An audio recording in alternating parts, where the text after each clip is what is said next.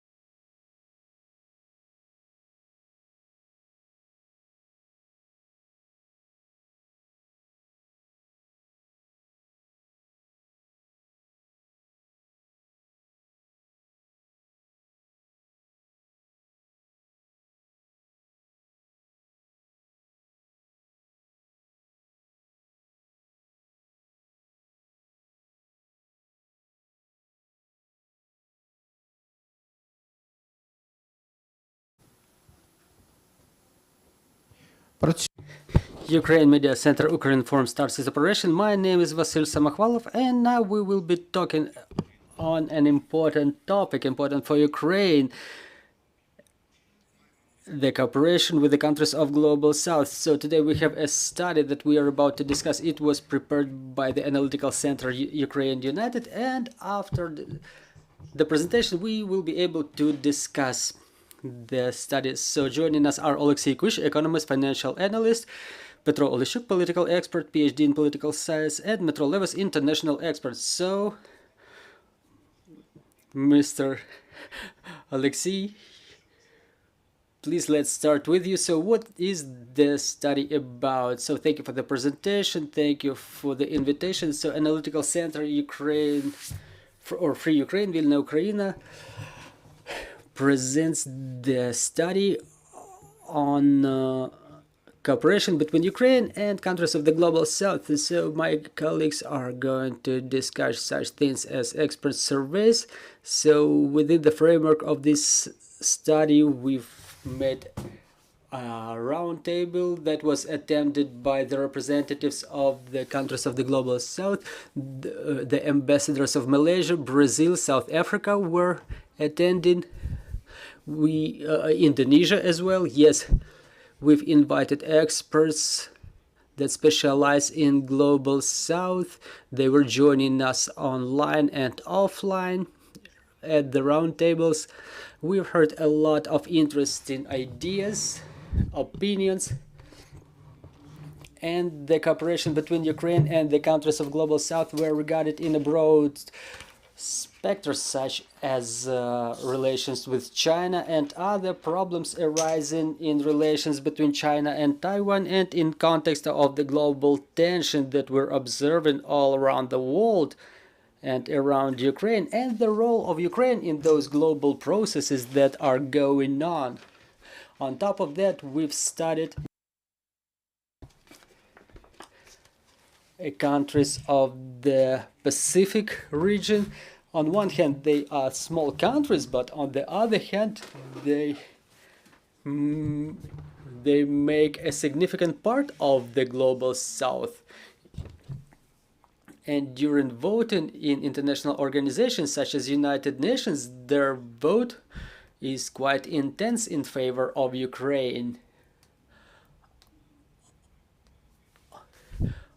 Also, we've studied the matters of Global South in context of African countries, the countries of Latin America, and other Asian countries, not only China, but also such countries as South Korea. However, it's not usually regarded as a Global South country, but geographically, they play quite an intense role in all those processes going on in global south. So Indonesia, Malaysia, all those countries in the south that are dynamically developing and whose share in the global economy and global processes is growing. So generally, I have to say that within the last couple of decades, Ukraine lost its influence of the countries of the global south. This sector was not regarded as a strategic area of work of our diplomacy. Only within the last couple of years, Ukraine continues to intensify its efforts in development of relations with the countries of global south, understanding their influence in global politics, and this is where Ukraine only formulates its strategy towards the countries of global south and relations with them. So if we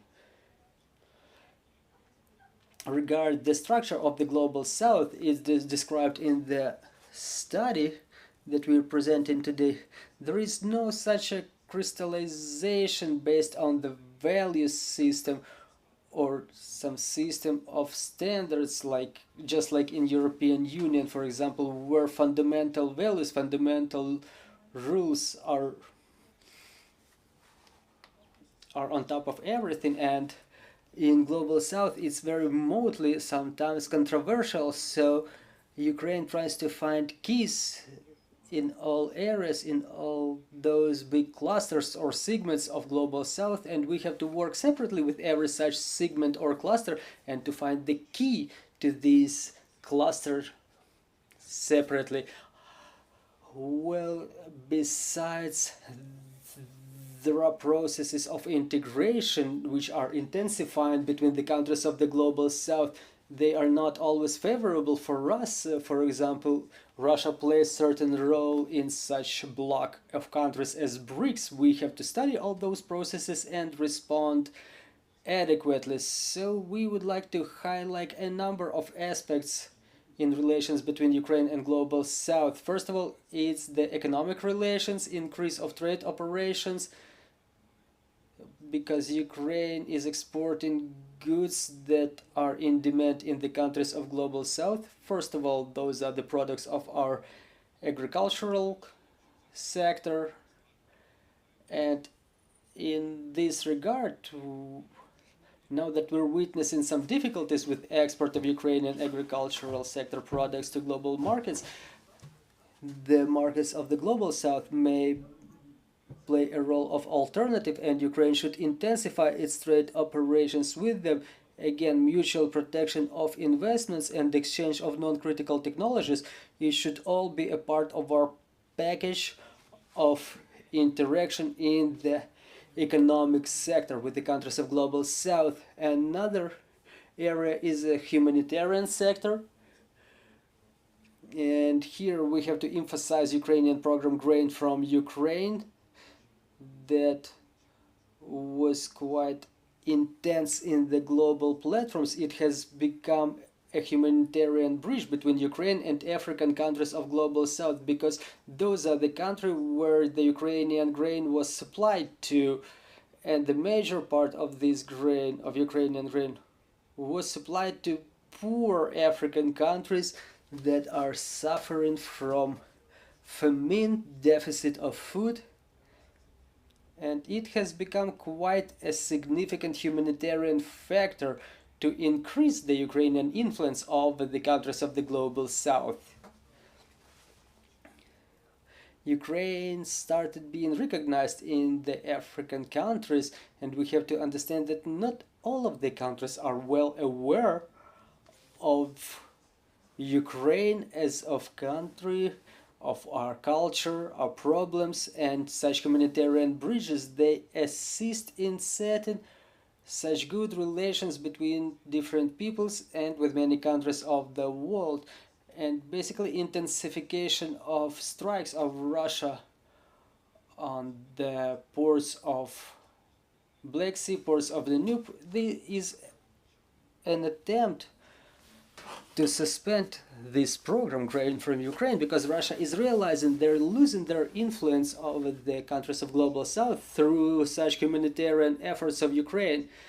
Yet another sector of cooperation is security, exchange of security information, technologies, and cooperation in the military level. Again, we may set up such cooperation, and experience of Ukraine as a long-term participant of the security programs of the United Nations organization. Ukraine was taking part multiple times in peacekeeping operations in African continent, and such an experience will come in handy too. Another area is the diplomatic sector. Unfortunately, the diplomatic presence in the countries of the Ukrainian diplomatic presence in the countries of Global South is not so expensive. In some countries there are no even embassies. Where there are embassies, the work is not yet so intense, but we have to catch up with this because we have to intensify and reinforce the Ukrainian security through diplomatic efforts. And yet another area is ideological and information cooperation, I would call it. So Ukraine has to formulate its information messages, its senses, narratives, and deliver them and to communicate them to the countries of Global South, because now Russia is actively doing that through their propaganda, and Ukraine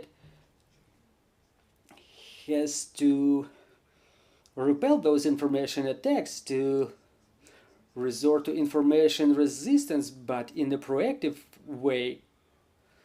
So in this sense, given the diversity of the countries of Global South, their motley nature, we have to find specific information keys to every and each of those countries. Not even to every specific countries, but let's divide them into clusters. For example, the countries of Africa, they have concerns with regard to colonial policy. The term neocolonialism is being widely used in the works of African philosophers and publicists, and Ukraine has to demonstrate that the Russian attitude towards Ukraine is the expression of neocolonialism, basically the exercising of practices of 19th century, not even century 20.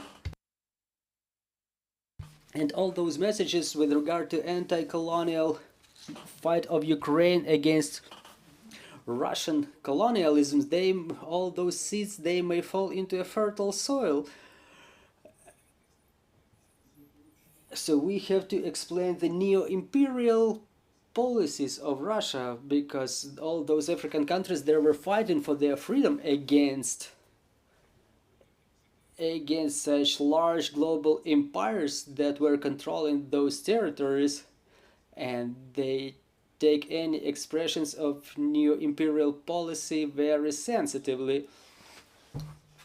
So this is where we need to communicate our senses that the modern Russia is the new era empire, and their policy is no different from the policy of, say, Spanish Empire in the countries of Latin America a couple of centuries ago.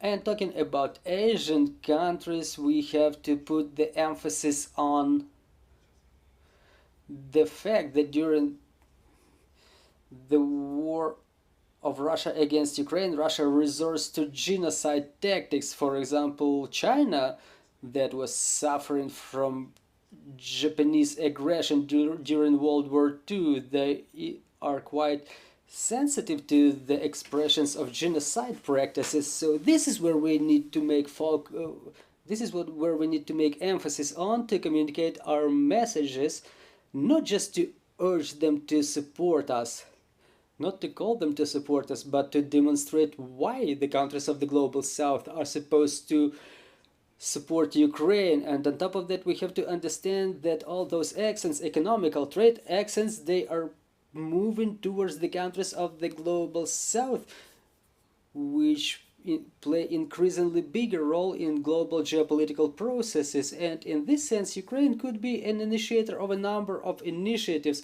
For example, in Ukraine, we discuss the matter of reforms of a United Nations Security Council. For example, Ukraine could initiate the inclusion of India as a permanent member of Security Council, as a representative of the countries of Global South. So this initiative by Ukraine could become a bridge between Kiev and Delhi in terms of strengthening the ties and supporting by India of our formula of peace that Ukraine is actively presenting in global platforms. So Ukraine could create a permanently standing summit or conference of countries in a format like Ukraine and countries of the Global South to discuss common problems arising all across the globe, including the ones related to geopolitical transformation. Also, we could initiate creation of the joint platforms at the level of European Union and Ukraine and certain clusters of the countries of Global South, such as Latin America cluster, African cluster, Asian cluster. And this format could become such a countermeasure against geopolitical blocs such as BRICS, for example. So we can demonstrate to the countries of Global South that cooperation with the countries of European Union may open bigger doors for them, so to say, and Ukraine can serve as a bridge country, a country that connects these two worlds, the Western world and the world of the Global South. Ukraine has certain advantages in this sense because politically and economically and ideologically we gravitate to the European Union, to the West, because it's even in our constitution. However, our anti-colonial fight, anti-imperialistic fight also creates certain features that are in common with the countries of the Global South. This is why we may generate senses that are clear for both Europe and the countries of the Global South, and we may become this bridge or link between the countries of the Global South and the countries of the Western world. Thank you. Well, what's the best wish? Like, I'm curious about quite practical things. You were saying about the survey, so where can it be found? How can we download it and read it? Where can it be downloaded? Well, the microphone, please, because no one can hear you without the microphone. Thank you. So you can get familiarized with the study, well, like this. This is what it looks like, and you may visit the website of Ukraine United Analytical Center, where this survey can be downloaded. You can check through it, look through it. Maybe you may find something else of interest to you on that website, because that's not the first study that we're presenting, and really, to a certain extent, first of all, it's related to the suggestions and ideas expressed by Oleksiy, but in the same way, we were trying with all of our analytic centers to make our input. For example, we've decided to make a survey of experts to expand our view of the problem, and in order not to limit our opinions,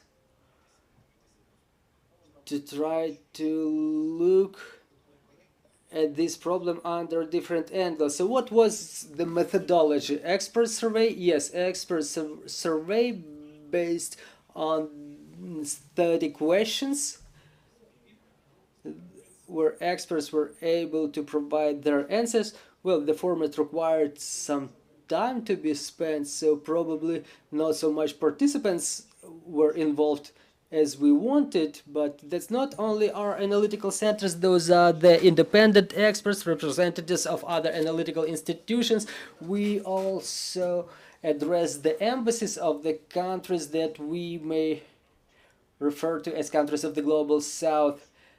And after this survey, we've summarized the results that are reflected in this report, in this study. everybody can read through it. Again, I'm not going to read through it in whole because I think it's not so necessary, but let me stop at a number of items because I was the one behind systematization of the results of the survey, so I was trying to isolate some trends. And basically all the thoughts expressed by Oleksiy, they are shared by the representatives of the survey. However, there are some things that are worth emphasizing. For example, almost all of the participants of the survey, in the context of potential areas of cooperation between Ukraine and countries of the Global South, they were emphasizing the economic cooperation, specifically in the sphere of agriculture. That's the consensus that had everyone's support. But among other areas of economic cooperation, the participants also emphasized such areas as cooperation in the area of IT, another potential sector after the agriculture. Also, everybody keeps emphasizing a high level of interaction, not even interaction, but a high level of influence that Russia still has over the countries of the Global South, and this influence has quite an objective foundation. It would be thoughtless to reject it, but again, the position of many experts was that this influence can be countered on a lot of levels: diplomatic, economical, political. But to do that, we need to expand the diplomatic representation of Ukraine in those countries. And right after the survey, by the way, we find out about opening of a number of embassies in the countries of Africa. So that was the trend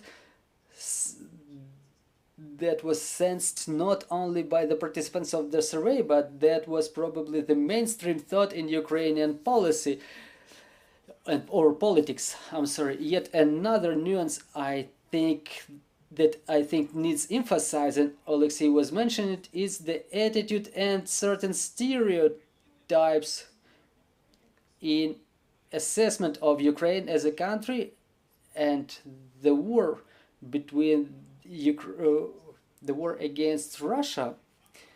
I mean, the evaluation by those countries or assessment by those countries, as experts were emphasizing, we need to change the perception, because currently the perception of this war is influenced by perception of Ukraine as something that has relation only to the West, and West in the countries of Global South is perceived as somebody with ambiguous reputation or even an opponent.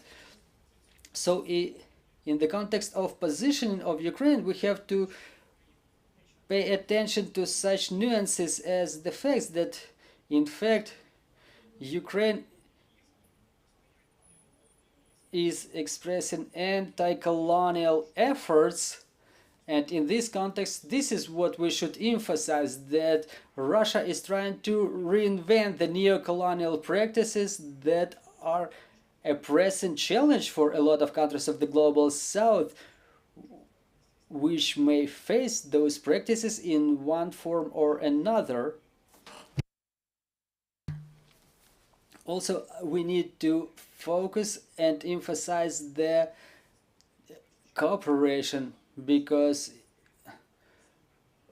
everybody makes an emphasis on cooperation, specifically in the sector of agriculture. So the agricultural security needs to be emphasized as we develop cooperation with those countries in the level of the governments, in the level of institutions and agencies, because this is what unites us, what is in common between Ukraine and countries of the Global South. Free movement of food products, the food security, all of this is intertwined. Also, we need to mention that Ukraine is fighting for its existence, first of all, and this is why we need to pay attention to public diplomacy. And yet another interesting moment, in my opinion, we want to emphasize the necessity of intensification of cooperation between Ukraine and countries of Global South in cultural sector in format of different exchanges, education exchanges, and reinforcing the existing ties. So this is the short summary of the ideas expressed in this study. And again, let me repeat myself, everybody can get familiarized with its results in this study. Again, it contains something that Oleksiy was mentioning and other things that are related to the summaries of the work of the round table organized by our analytical centers. So before you pass the floor to Dmytro, I think we will finalize this circle of presentation. I would like to double check whether it's correct to call all those countries of Latin America, Africa, and Asia as is it correct to call them all Global South? Because it was mentioned that they are all diverse, they have all different interests. Well, if I'm allowed, let me express my opinion. Oleksiy could mention something too, but first of all, I think we have to emphasize that this is such a conditional term. Well, you know, terms define everything. Well, yeah, right. Again, first of all, it's meant to draw attention to those countries that do not belong to what we are used to call the West. Well, so it's West and the others, right?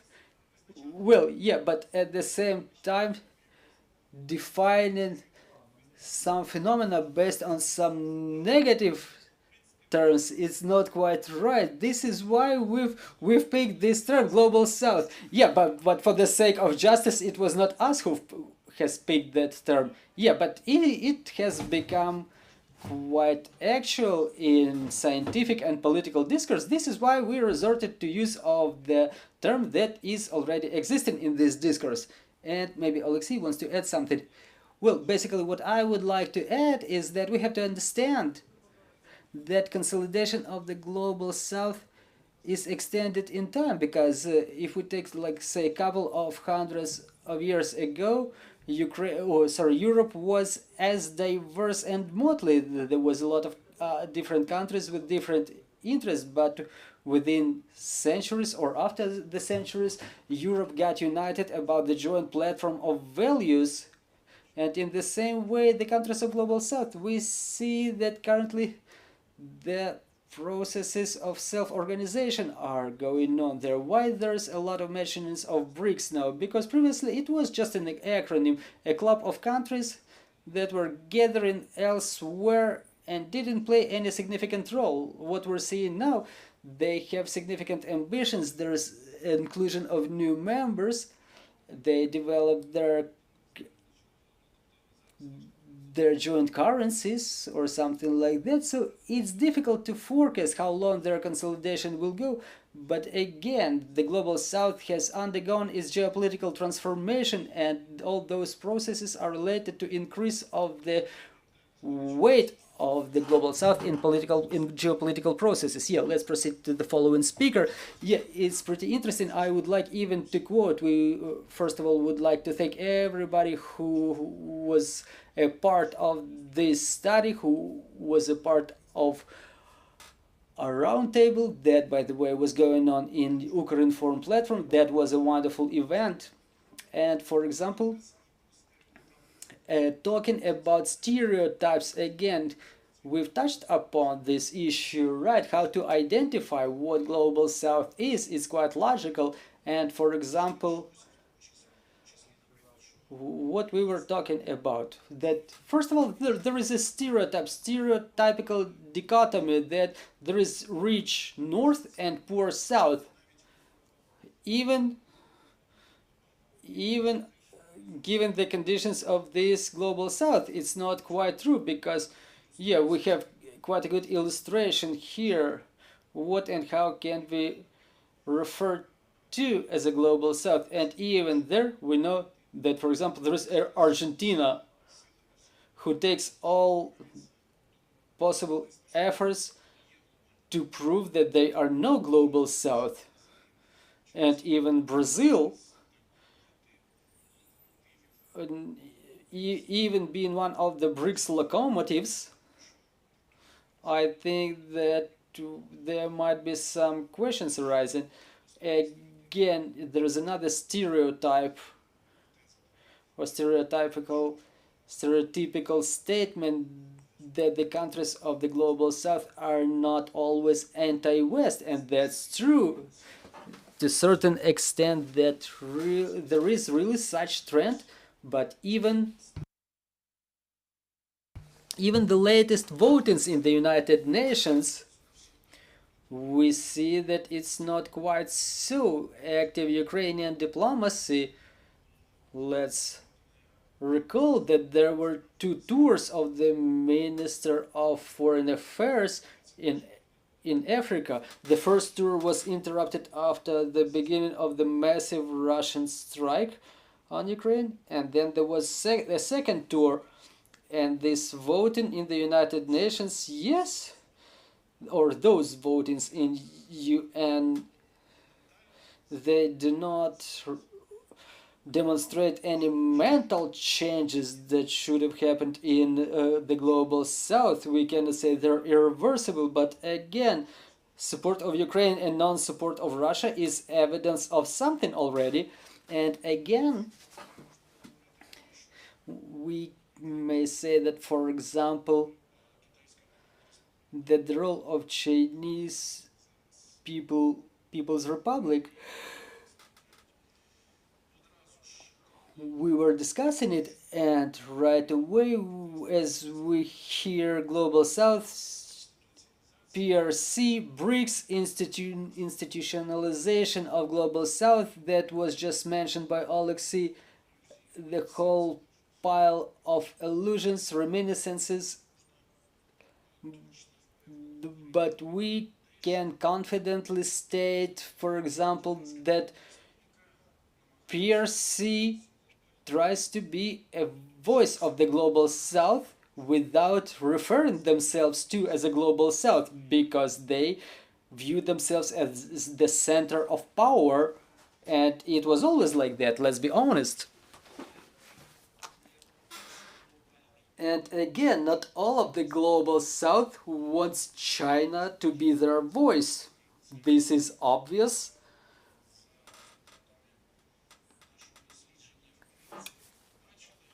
And this is what we see in the results of our survey. That's another sector we have to work on, even in view of the current agenda, in the context of preparation to the Global Peace Summit, where the representatives of the Global South countries will be present too, 70 or 80 of them, and promotion of the peace formula suggested by President Zelensky is going on under conditions of Global South. And as we talk about this influence of PRC,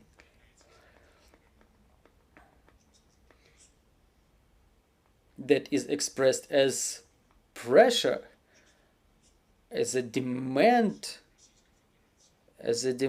to have the aggressor country, Russian Federation, to take part in that summit too, whose president is whose presidency is not quite legitimate after the latest Russian elections, and the Parliamentary Assembly has expressed those concerns too. So in this context, we have to remember about this necessity to continue our work with the Global South and suggesting some separate agenda for the countries of Global South, because not everybody likes to be imposed a Chinese hegemony or institutionalization through BRICS, where the hegemony of other countries in the header is quite apparent. And all those platforms being created as a result of this dialogue over Russian aggression against Ukraine. So that's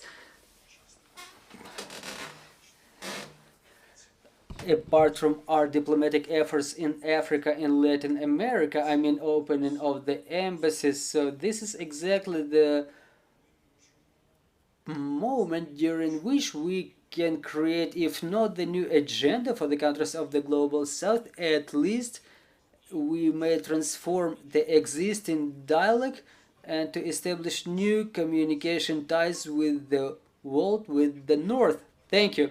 Thank you.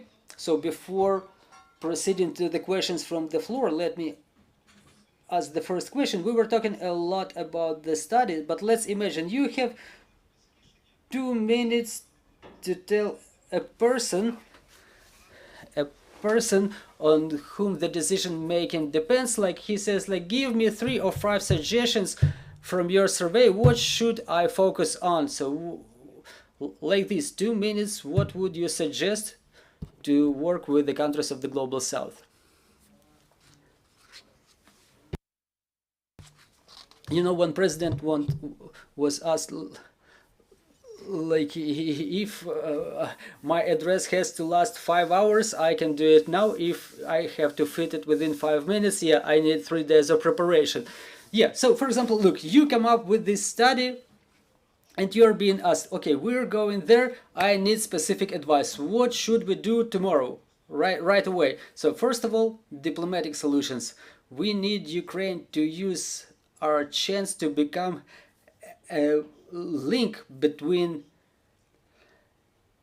West and the countries of the global south. That's a unique opportunity for Ukraine to take advantage of our geopolitical stance, our international transitivity,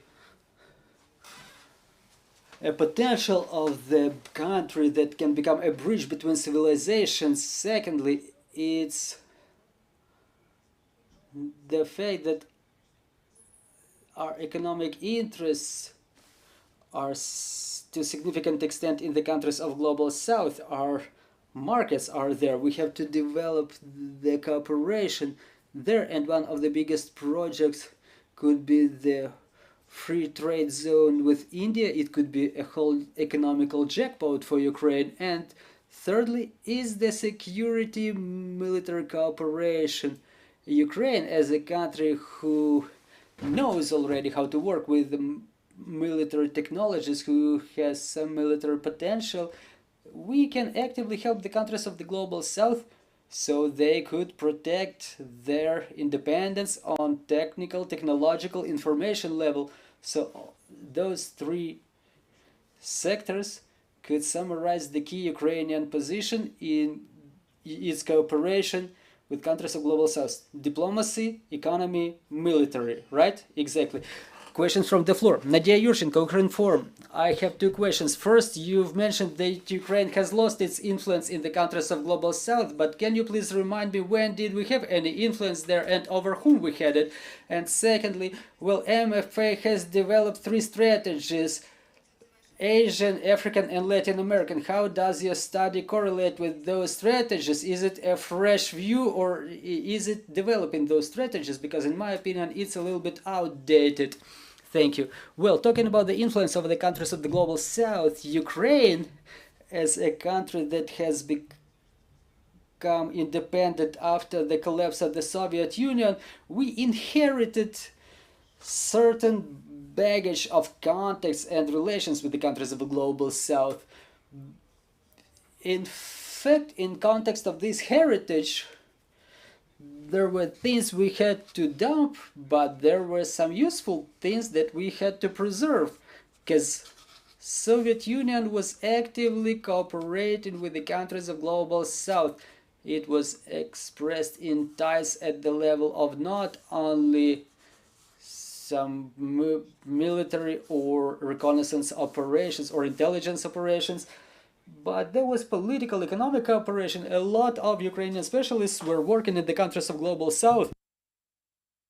Many Ukrainian companies were cooperating with the countries of Global South. This is why, if we recall the 90s, when Ukraine was entering into one of the biggest countries for supply of the tanks to Pakistan, or when Ukraine was entering into agreements with Brazil to build Antares rocket carriers, or I apologize, not Antares, Cyclone.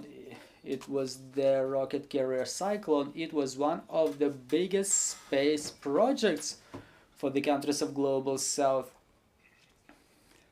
It was a significant event that unfortunately ended unsuccessfully.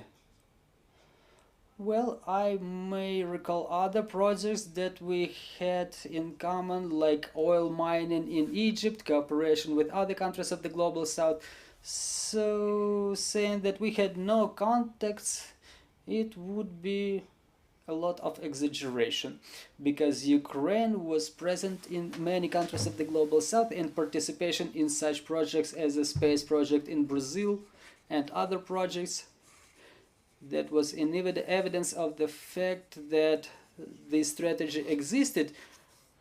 How successfully, that's a matter of whole different conversation. But lately, within the last 15 years, Ukraine started losing its positions. Why did it happen? That's a topic of yet another conversation.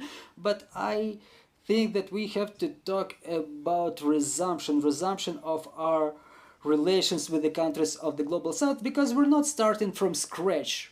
Ukraine has a history of relations with the countries of Global South, and if we talk about just personal contacts between the companies, they are long-term cooperation. Even during this period of independence, there are projects that are still that we still have in common. And talking about the Ministry of Foreign Affairs, we were writing this work with regard to these strategies too, but in our case we were trying to build a more expanded pattern, so to say.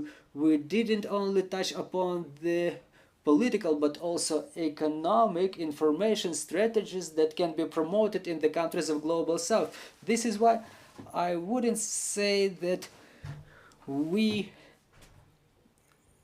issue our strategy as a countermeasure to those strategies of MFA. Well, just let me add, in fact, the Ukrainian civil society, the experts, they are quite active in the area of Global South. Let's not forget about those visits. There was a presentation in Ukrinform. Mr. Oleksiy Kushch was making a presentation. They were visiting Latin America and Africa, and yeah, there can be no contrast or opposition to those strategies. We can even say that the topic alone, it should continue existing as an environment where the ideas and opinions are born. In our study, this idea of necessity of not like a second plan diplomacy but expert diplomacy is mentioned too. And in my opinion, it's more of an addition. Well, obviously nobody is aiming at replacing state policy, but unfortunately those strategies, they've emerged a little bit too late. Just like Oleksiy has mentioned, it's the resumption of active policy on the level of Global South. I think it's not quite correct, because it's more like Ukraine had huge potential to exercise this policy in the global south, like all those facts that Oleksiy has mentioned, including Brazil and Africa. By the way, we may also recall the training, education. So that was all the potential that did not get reformatted as a huge policy in the countries of global south. It was not completely lost again, but objectively saying, Ukraine was not as active as it could, and Russia has remained in the same positions that were created by the Soviet Union. Basically, they inherited those positions, and now they may parasite on this image of liberator, which was assisting to all those national liberation movements. And just a couple of words regarding the influence and everything related to it. In my opinion, it's necessary to mention that the 90s and the beginning of the 21st century was the period when Ukraine had many opportunities which were not, unfortunately, fully used. For example, part of Ukraine as a participant of peacekeeping operations of United Nations. Ukraine was quite an active participant, and the majority of those peacekeeping missions were in the countries that we refer to as the countries of global south. It could be quite a good foundation for diplomatic weight of Ukraine, and some of this potential we only start using it now. For example, opening of Ukrainian embassy in Côte d'Ivoire can again be related to this, because Ukraine was gaining more authority by these peacekeeping operations. Another thing is cooperation in the military industrial sector. The African countries were the biggest consumers of Ukrainian manufactured material. We can see the Ukrainian material being commissioned by the armies of many countries of African continent. And again, the majority of foreign students who were studying in Ukraine, they were representatives of the countries of global south again.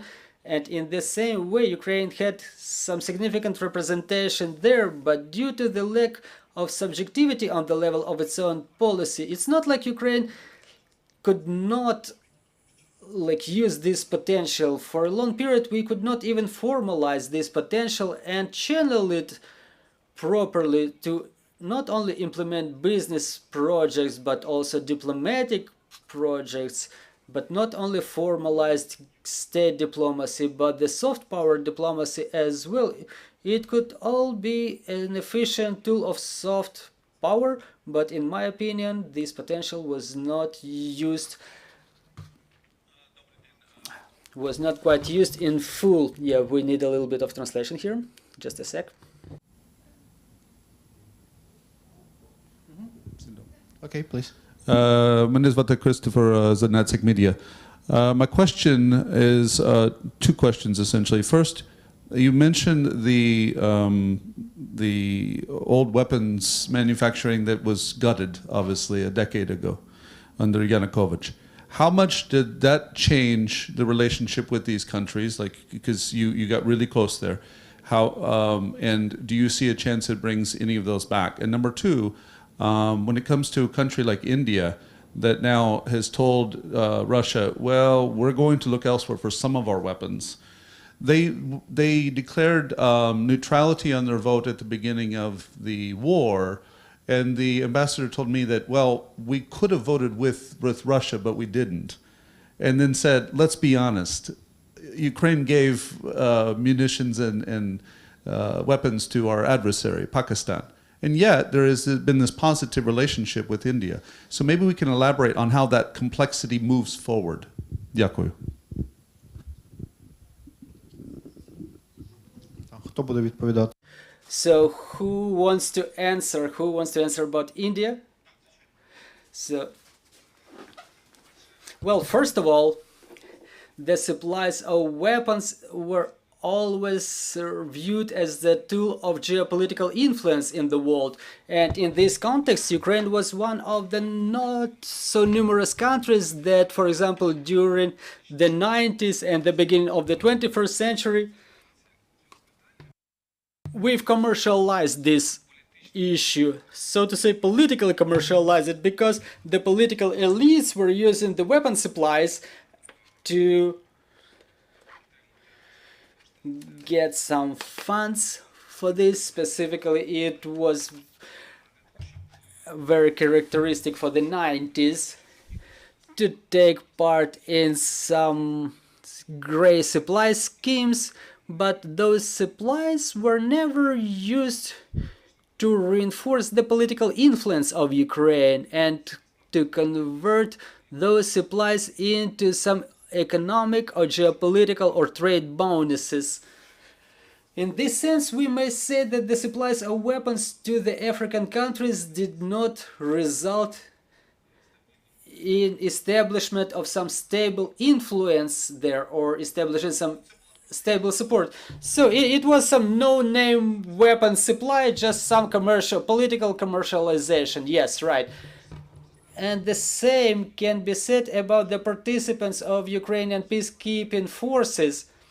In this sense, the most demonstrative or the most illustrative was the participation of Ukrainian forces in Iraq forces coalition. Ukraine was represented by one brigade, and it was one of 5 countries with the biggest contingent there during this operation in Iraq. And we've seen that almost all of the countries taking part in that coalition, they've reinforced their positions in that country, political, economic, trade positions. So to a certain extent, they were using it as a tool to reinforce their stance there. Ukraine demonstrated a unique, well, with the negative connotation of unique, a unique example when our participation in this military campaign, they did not only cost a lot of money and a number of casualties among the military, a couple of dozens of Ukrainian military perished there. So anyway, Ukraine was not able to convert this participation into some political or economic influence in Iraq. If we view the economic relations with this country, the trade turnover or political relations, in fact, we see that it's a country with whom Ukraine as if never had any relations. So it's an absolute void in the relations between Ukraine and Iraq, even despite the fact that Ukraine was taking part in the peacekeeping operation there. So that's the bad example of us failing to use our chances. And talking about India, I've written a number of analytical articles about relations between Ukraine and India, where I was mentioning that among the countries with whom Ukraine had to enter into agreement about the free trade zone, it's one of the countries of global south. Like India is probably the key country with whom Ukraine could enter into such an agreement, because for Ukraine it could become an economic jackpot. Because if we talk about trade operations between Ukraine and India, we had always positive trade balance in amount of $1 or $1.5 billion, because we sell more products to India than we buy from them. Indian market is valuable for us because we may not only sell grain or sunflower seed oil there, but also we may sell some products with high added value like machine construction products, Ukrainian industrial products there, because during the Soviet era India was buying Soviet aircraft that Ukraine could manufacture after the collapse of the Soviet Union, turbines and other equipment that was manufactured by Ukraine. So India could buy all those products from Ukraine, and now India is becoming one of the biggest developer projects of the West, so it's regarded by the Western countries as an alternative to China. India demonstrates quite an intense economic growth dynamics, 6, 7, 8% of GDP every year. They outpace China, and there is an alternative to New Silk Way being developed, the way of spices from India to Europe as an alternative of Silk Way from China to Europe. So India is one of the biggest economic projects of the 21st century, and Ukraine, as a country who has an agreement on free trade with Europe, could become a part of this spices way, use its transit potential, and obviously be implemented after the war. But all those senses can be discussed with India now. So I completely agree with you. I was mentioning it in my articles that supply of the weapons to Pakistan was a huge mistake committed by Ukraine back then. It was an evidence of the fact that back then we were not able to timely identify the geopolitical balance of our interests in Asia. And we were failing to understand quite simple things, that economically India weighs way more than this one-off contract for supply of tanks to Pakistan. Well, Ukraine made some $200 million, but India is way more interesting to us in sense of economic cooperation. So I agree, on our end it was a huge mistake. And the last question, please. Roman Kukharuk, Information Agency Nation. You were saying that China is post-colonial, but there is a Xinjiang and Tibetan problem. What should Ukraine do about that in our dialogue with China? And a question to all of the panelists. Do you think that the statement of former secretary of NSCD who said that Moscovia are the retarded Asians, and where is this state center in Ukraine that generates the policy? You were all saying, and the summary of your study is saying that we should generate or elaborate some, work out some policy.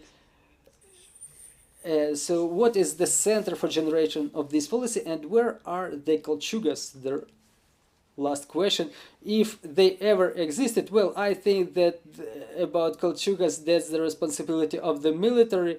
Well, again, talking about China, that's the matter of geopolitical strategy. Ukraine has to identify its strategy of relations with China. We have to identify it based on our geostrategic interests. So in this context, obviously the questions of Tibet, Uyghurs, yeah, it has to be of concern to Ukrainians, but we clearly understand that the modern world is built in a way where the countries work based on their national interests. This is the way the majority of the countries do, both Asian and European. This is why we have two strategies, basically, or conditionally saying, on the table. First, it's the strategy of finding dialogue with China. If we want to find some common ground to establish some efficient dialogue, given the fact that China is one of the biggest economic forces in the world, geopolitical forces, and military forces too. In the middle of the 21st century, it may become one of the biggest technological forces. That's the first strategy, the strategy aimed to finding a dialogue. And if we resort to confrontation strategy, we probably need to emphasize more and to focus more on our relations with Taiwan, which is of great irritation to China. And on the global platforms, we may to touch more upon the topics of Tibetan freedom, the problems of Uyghurs, but it all should be a matter of not of chaotic geopolitical efforts. For example, today we're saying like we work with China and then we discuss some Taiwanese geopolitical vector. However, yet afterwards we may repeat again that we need to work with China. We should develop some sustainable and predictable international foreign policy. We need to decide what's more important for us during this historic period, and based on this we have to project our China strategy. We have some historical common ground. For example, if we compare the story of such cities as Mariupol and Nanking, this is where we may find a lot of common features. Nanking during World War II and Nanjing during World War II and Mariupol during this war of Russia against Ukraine, a lot of genocide practices and a lot of casualties among civil population. For example, if our embassy in Beijing makes a photo exhibition drawing those parallels between Mariupol and Nanjing, demonstrating that historical connection, it would impress the Chinese society. It will make a deep impression, because in China those post-war trauma is still important big time. So talking about relations with Japan, through this historical prism, you know, China is very concerned about these relations. And what was another question? Where is our decision-making center? It's about time we wrap up. So probably Petro may say something about the Kuchukhidze. Well, talking about the decision-making center, well, our analytical center has no direct relation with the government policy, but hopefully with other analytical centers we want to work out the approach that contemplates that analytical centers may suggest their ideas, which may be taken into account as we develop some specific opinions, ideas. So let's wrap up right here. Ukraine Media Center Ukraine Forum continues its operation tomorrow.